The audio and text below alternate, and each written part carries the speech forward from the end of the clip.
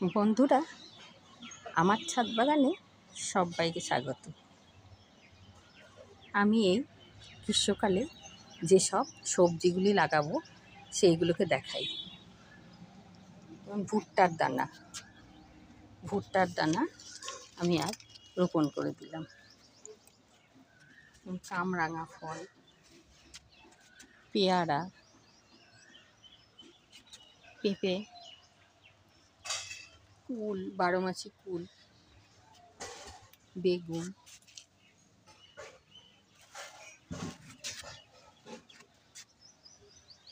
ঝিঙে, এই যে ঝিঙে ধরতে শুরু করেছে এবার, 12 মাসি টমেটো, বরবটি, শশার বীজ রোপণ করেছি এবং বিভিন্ন জাতের লঙ্কা,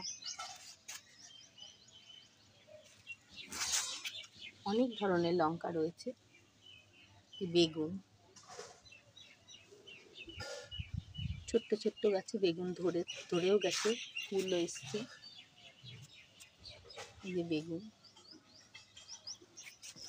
ঢ্যাঁড়স,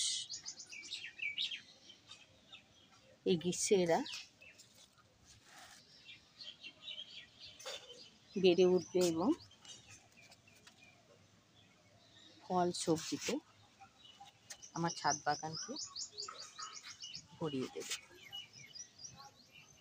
ধন্যবাদ।